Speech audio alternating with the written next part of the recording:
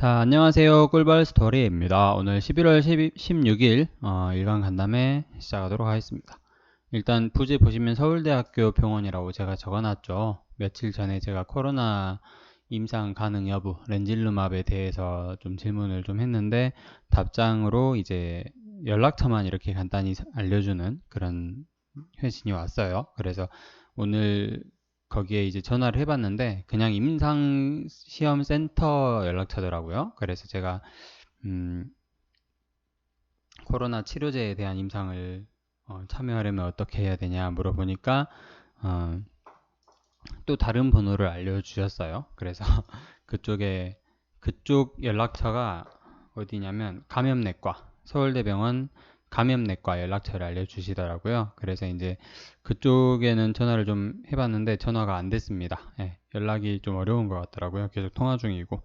그래서 제가 내린 결론은 이제 연구자 임상이잖아요. 그러니까 백신도 그렇고 치료제도 그렇고, 백신은 얼마 전에 모집이 다 완료가 됐고 치료제도 그렇고 백신도 그렇고 환자를 모집 중인 임상이 없습니다만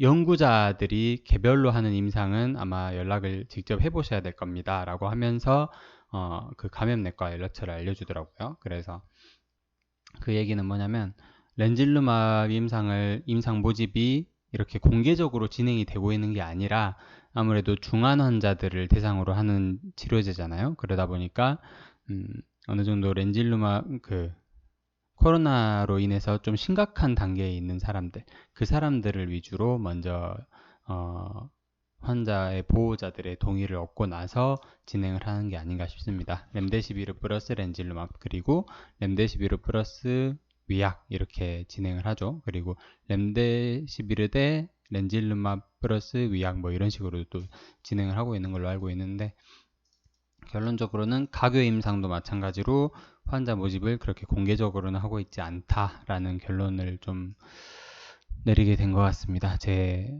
딴에는요. 내일도 그렇고 내일 모레도 그렇고 제가 시간 날 때마다 그 감염내과에 이렇게 좀 전화를 해보도록 하겠습니다.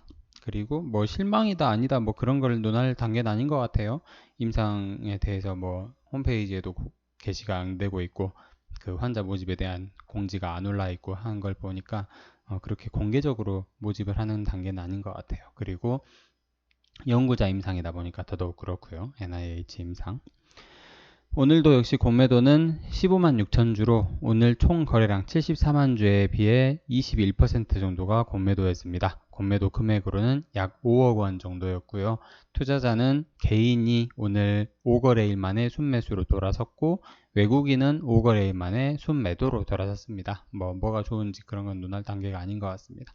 KPM테크 같은 경우에는 지금 7거래일 연속으로 외국인이 매수를 했고요. 개인이 7거래일 만에 순매수로 돌아섰네요. 이것도 마찬가지로 뭐 좋은 건지 나쁜 건지는 솔직히 잘 모르겠습니다. 대차거래 잔고가 KPM테크도 그렇고 텔콘도 그렇고 계속 늘어나고 있어요. 그도 그럴 것이 아무런 호재성 뉴스가 없기 때문에 쳐다보는 사람이 없다라는 정도로 저는 해석이 됩니다. 보는 눈에 따라 다르겠지만. 그래서 개인적으로는 텔콘 RF 제약의 뭐 주다음에 어떤 회신도 좀 기다려지고 있긴 한데 회신 안 올 것 같고요. 지들이 뭐 떳떳해야 뭐 회신도 하고 그러겠죠. 무슨 회신을 하겠습니까? 그래서 아까 말씀드린 서울대병원 임상에 대한 내용 그 정도가 전부인 것 같고요. 지금 3,005원인데 뭐 이 정도면 2,000원 깨졌다고 봐도 무방하겠죠. 그리고 오늘 좀 특이했던 거는 AB온인데 AB온이 장중에 오후에 엄청나게 빠졌었어요. 그래서 11,150원까지 보여줬어요. 그래서 저는 카페에다가 좀 글을 올렸는데 10,000원 밑으로도 좀 생각은 하고 있어야겠다. 왜냐면 어쨌든 제 구독자분들 중에서는 AB온을 직접 사신 분은 거의 없을 거라고 저는 생각을 합니다. 그래서 좀 더 과감하게 예측을 한 거예요.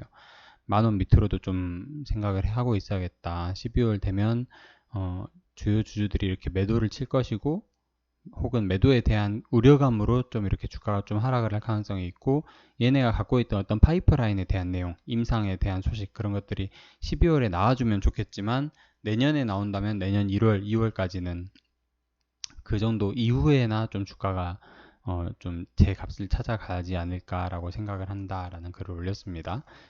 근데 이제 그 후로 어느 정도 회복을 했죠. 오늘 이렇게 요동을 친 이유는 파생상품 거래 손실 발생이라는 기사가 뜨면서였어요. 이게 지금 AB온의 자기 자본이 186억인데 손실 누계 잔액이 463억이에요. 그러니까 보면 깜짝 놀래죠, 사람이. 자기 자본 대비 250%의 손실이 났으니까. 근데 이거는 여기에도 글이 나오지만 전환사채 리픽싱을 하고 나서 주식이 오르잖아요. 주가가 오르면 그 차액만큼을 손실로 처리를 해버리는 거예요.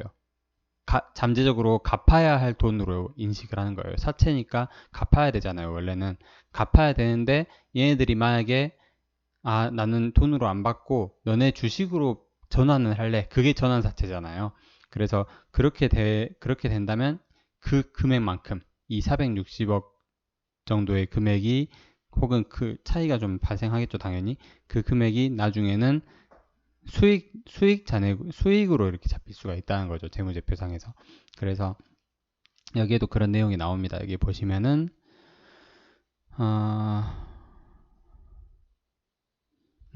전환사채, 전환우선주를 파생 상품 부채 등으로 분류하였으며 공정가치 평가에 따른 평가 손실로 현금 유출이 없는 손실입니다. 그러니까 우리가 재무제표로 이렇게 반영을 해버리는 거죠. 지금 현재 가치 기준으로. 그거 좋은 겁니다.